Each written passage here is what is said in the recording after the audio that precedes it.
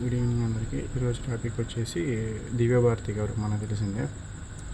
ఆవిడ చనిపోయి ఇప్పటికి 32 ఇయర్స్ పైన, 33 ఇయర్ అనమాట. ఇది ఆవిడ 19 ఇయర్స్కి చనిపోయింది. ఆవిడ పుట్టింది వచ్చేసి 1974, చనిపోయింది వచ్చేసి 1983. ఆవిడ ఫేమస్ అయింది ఏంటంటే సినిమా కొండపల్లి రాజా సినిమా ఉంది కదా, వెంకటేష్ గారిది. ఆ సినిమాతో ఫేమస్ అయిందనమాట.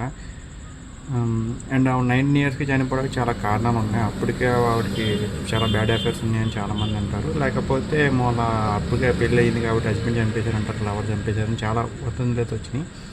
సో చనిపోయిన వ్యక్తి కొంచెం మన పెద్ద అవసరం లేదు. అప్పట్లో 1990స్లో 19 ఇయర్స్కి ఆవిడ యంగ్ పీపుల్ గుండెల్లో గుడి కట్టిందని చెప్పుకోవాలి.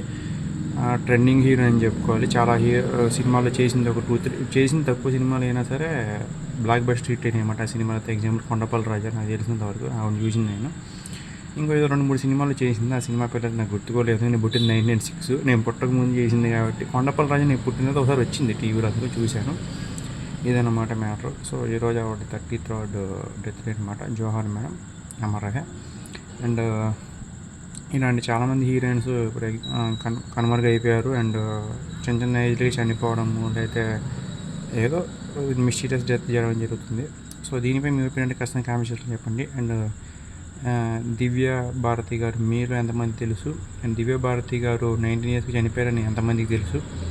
అండ్ ఆవిడ ఏమేమి సినిమాలు నటించింది ఆ 19 ఇయర్స్లో మీరు ఏమైనా తెలిస్తే ఖచ్చితంగా కామెంట్ సెక్షన్లో చెప్పమని మర్చిపోమాకండి.